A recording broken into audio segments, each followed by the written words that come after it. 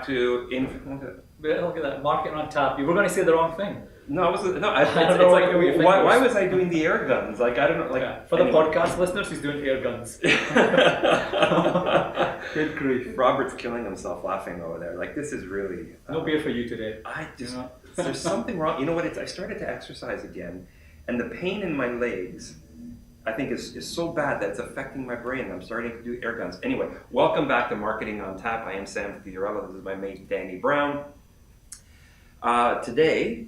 Danny, I would like to, I think this is one of my favorite types of shows because I want to bitch about campaigns. Right.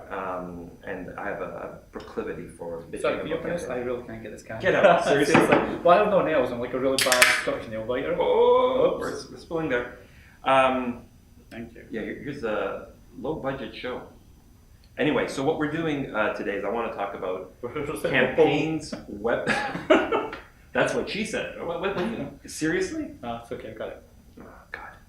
This is, for those of you not watching this, it's probably a very good thing if you're listening on podcast. So, when should a marketing campaign be retired?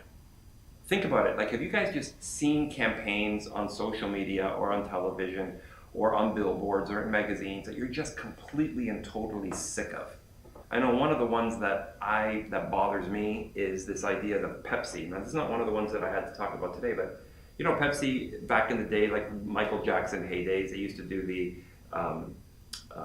Michael Jackson and the Pepsi on stage. Yeah. I think they had Mariah Carey do it. I think they might have had Madonna do it, or Britney Spears did it. Yeah. And they were trying to, the Pepsi generation, and they were trying to associate their brand with music. And they're still doing that. They're still trying to do it, but they haven't had a lot of success in the last 15 years doing it, but they just still keep trying to do it.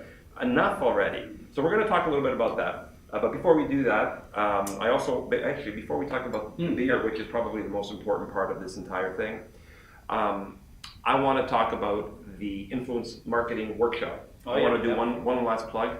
October 24th, if you guys are in Toronto, check out senseimarketing.com. We're doing a one-day intensive influence marketing workshop for executives. We're going to focus on B2B industries. So if you're interested in that or know anybody that is, please send them our way. So what did you pour? So this is actually one of my all-time favourite beers, period. It's 3 Point Saison. Collingwood.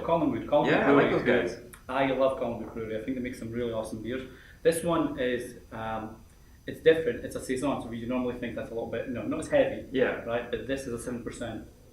7%. But it's only, get this, 20 IBU, so it's really smooth. Oh, I like that. So this is one of my go-to, summer fall drinks at the college. 7%. Really I nice. like it. Cheers.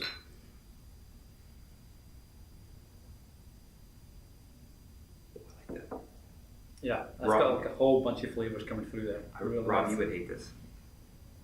But yeah, I actually really like this. So this has got a lot of citrus in there, as usual. There's a bit of malt coming through as well.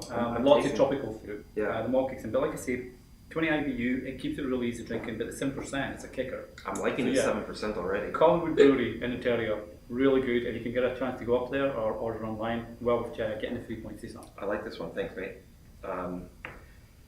How many of these did you buy? They're just from Smart. Okay. I want to, I think we're going to have a few of those before we're done here today. Okay, so let's get back to what we're talking about, which is brands that really should retire. Yeah. The reason that I wanted to talk about this is I saw a campaign that just was like one of those, palm, face palm kind of moments. And it's the Dove Real Beauty campaign. Now, typically, for those of you that are in marketing, you know that the Dove Real Beauty campaign is actually one of the best all-time marketing campaigns ever created. Hands down, drop the mic, the whole bit. And I use it in my marketing class, influence marketing class at Seneca College all the time. Because, in the era of supermodels, when supermodels were really big, like the Holy Trinity with Linda Evangelista and Naomi Campbell, and that was the standard of beauty that, they said women were rejecting that. They really stepped in and said, this is what real beauty is. And they showed women in, white bras and underwear in all different shapes and sizes with freckles, young, old. Mm-hmm.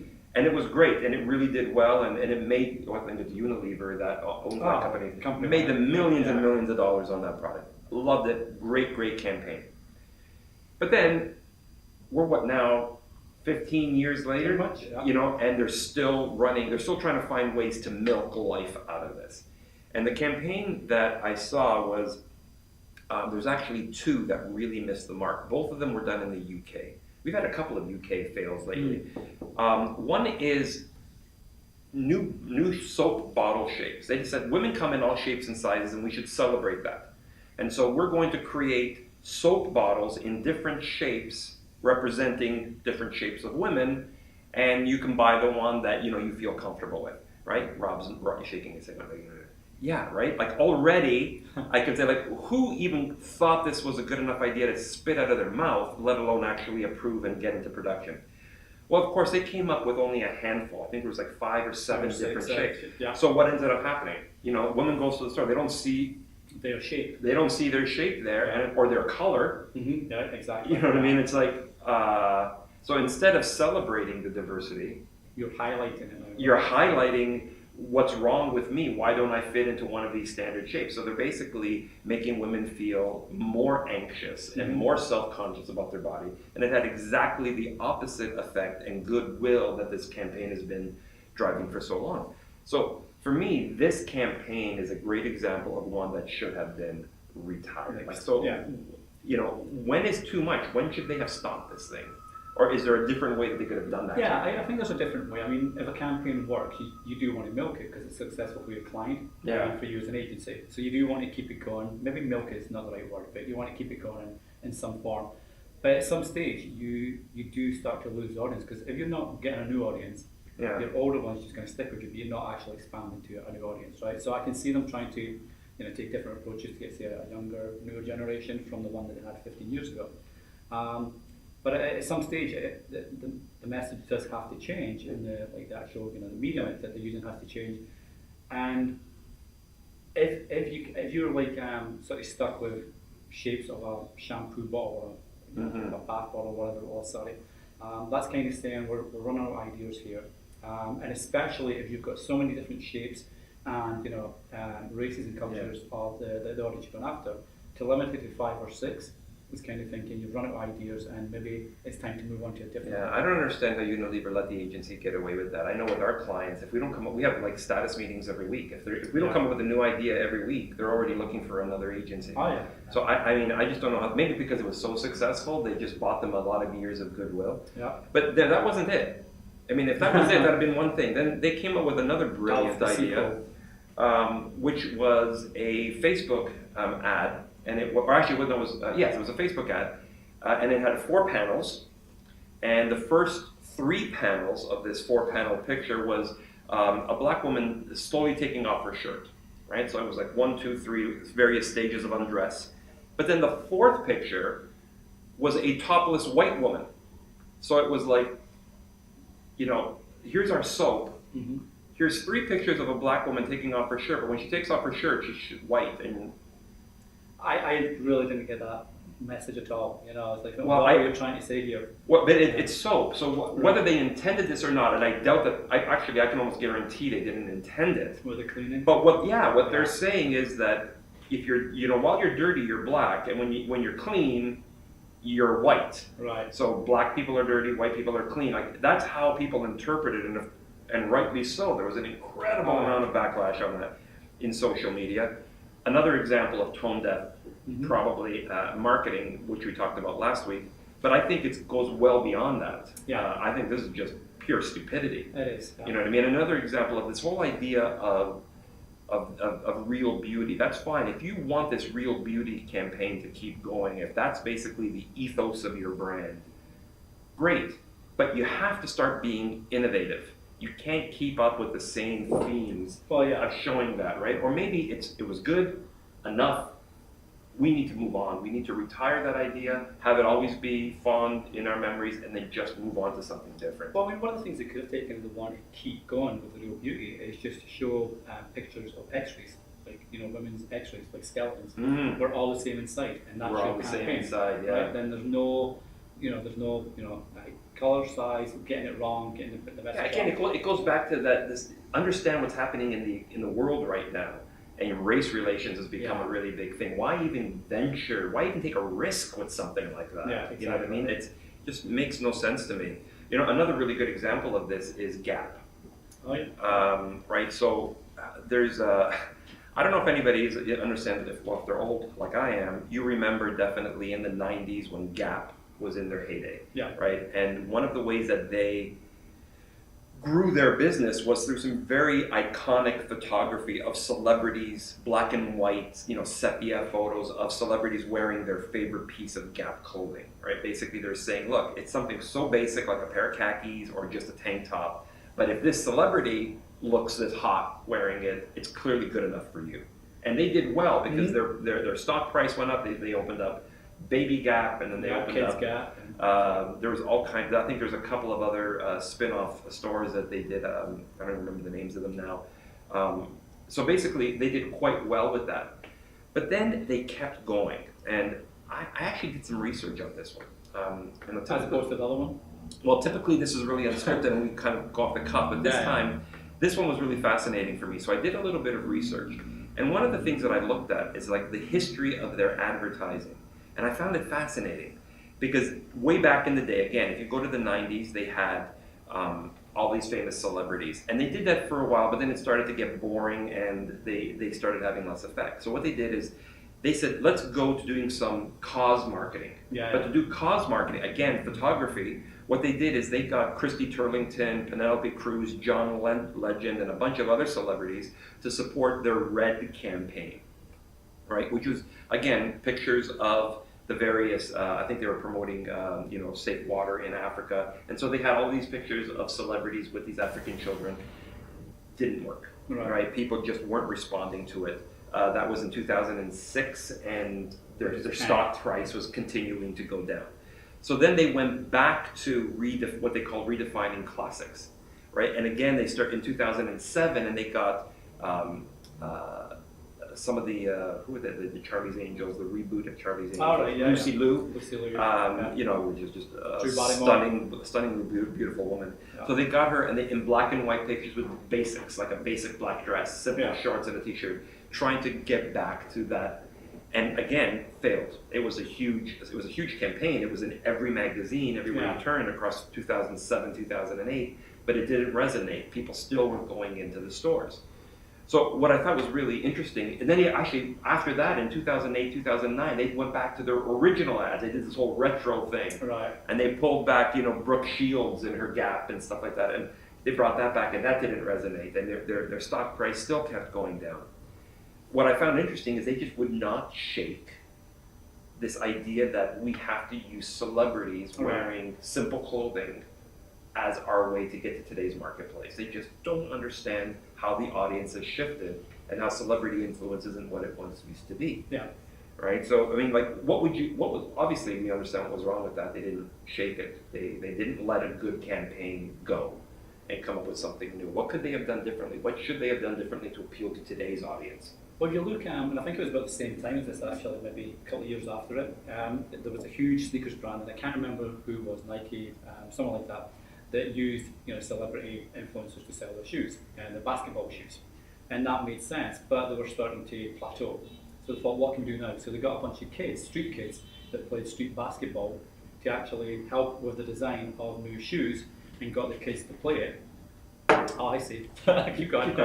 Sam just took my drink from the podcast. Keep going. Anyway, so they got a bunch of kids that were playing on the streets of Harlem, New York, on the basketball course to actually design and work with the shoe designers to come up with the sneakers for the kids. And the ads featured these real kids playing basketball. And to me, that was awesome. That goes back to the top. Initially, the real beauty, real people, real women. This was real kids like you at high school making their own shoes and wearing them, as opposed to the ones that cost $600-700 because whoever basketball players. I know nothing about basketball, but whoever the big player was. Or speaking clear English, apparently. Or speaking clear English. So anywho, I think again back to relevance. Think who's your audience this time, and are these people from 10 years ago still relevant to that? Right. Who, if you do want to use influencers, who's relevant to that crowd now in the movies now, the music industry now? Yeah, no, I agree, and right now it's not taking them all. Yeah, I know. I probably should be cut off actually. definitely that celebrity influence is waning, and understanding influence isn't necessarily about who's got the most eyeballs, Right. right? Because there's a huge risk with celebrity, like we talked about last week, the Kardashians, right? You Mm-hmm. really run the risk of having that backlash. Today's audience, especially younger audience, relates more to maybe the Instagram celebrities potentially, or everyday people, Yeah. right? Which, again, going back to the Dove Real Beauty Mm-hmm. campaign, Yeah, exactly. was what made it popular in the first place. But what I'm noticing, this is a trend that's happening in digital as well, in social media. Like, how many times, I'm going to just give you a couple of examples. How many times have you seen people trying to copy the water bucket challenge? That viral challenge where you challenge 3 friends to do something to raise awareness and then to donate, or copy paste this on your exactly, copy and paste this campaign, or those stupid carousels that force you want to, they give you 5 celebrities, who've lost 50 pounds or more or whatever, but they don't give them to you. You have to click through a carousel because they want you to see an ad every time to get their clicks up, or ad views up, to make some money. Or the clickbait, you'll never believe what happened next. These are campaigns that worked for like a month, exactly. Or whatever the time period was. Now everybody's jumping on it, everybody's doing them, and it's just too much. Right? I mean, you have to let it go at a certain point and understand that people start to reject that. Whenever I go to if I'm going to go to an ad or to an article and I see these carousels, they want to give me like bite-sized like listicles. But they want to give it to me in 50 slides instead of one article that lists all 50 or maybe on 2 pages. I immediately block that site. And I just will never go back to that site again because they pissed me off. I did it the first time, I did it the second time, it was annoying, everybody says it's annoying, right? What's another one? One that's bothering me today more than anything else, that stupid ad in the middle of a video. Facebook's getting really bad for that. Oh man, but I've noticed even Google has started to do that. I've only seen it very recently on Google, but Facebook has been doing it for a while now. They give you good content, so that's great. Thank you. You're watching a video, and then all of a sudden they throw in on a 4-minute video, they throw in a 30-second commercial in the middle of it.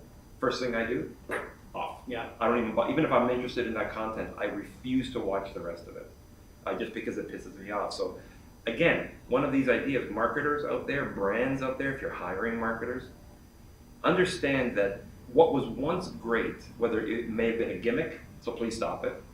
Listen to what people are saying, right? So that's the thing. So I'm getting the sign of the bell. Maybe that's... Thank you, Steven. We have a bell. Last call. All right. So I think I just gave away my last call. So this time I normally start with you. I'm going to start because I actually just went into that. Brands, stop. Let it go. It worked. Be thankful that you had a campaign that really, really worked. Don't try and beat a dead horse. Really, I'm not going to get hate mail from equestrians out there. Let it go. And, listen. I'm telling you, we got all kinds of crazy stuff coming in after we do this. No. Yeah. So just understand that your audience changes. This whole idea of nostalgia and going back to bringing what was old is new again doesn't necessarily work, and for 99% of the time doesn't work when it comes to marketing. Innovate, understand where your audience is, and go there. How about you? Last call. I think just really piggybacking on that, and I know we speak, our weekly client calls, etc. Staying one step ahead of your competitors. If you're continuing to go down the path of, the same market message for 1, 5, 10 years, that's going to get stale, and the competitors are going to start beating you at your own game. They're going to be chasing you and seeing what works for your clients, and then they're going to be trying to innovate and throw more money at it, to try and beat you. So staying one step ahead, knowing that it has to change up, and the audience changes as well. So if you're not staying with your audience, then you are going to start being stale with these guys. Yeah, no, I agree. That idea of becoming stale is a powerful thing. No matter how successful a campaign is, it eventually does become stale. Your audience will tire. Yeah. Anyway, that's this week's episode of Marketing on Tap. Thank you, everybody. Again, I did it again! Out with the fingers. I'm going to start the closing. You know what? I'm going to let you do the closing. Anywho, I think what Sam was trying to say, thanks for watching as always. Thanks for listening on the podcast. If you're enjoying this, make sure to hit the like, subscribe, and share. I got a drink. Notifications on YouTube, and subscribe on your favourite podcast channel. And by all means, if you have a topic that you want us to discuss or whatever, send us in a topic, and we'll happily tear that apart piece by piece. Cheers. See you later, everybody. Cheers. Thank you. I'm going to shut up and drink now.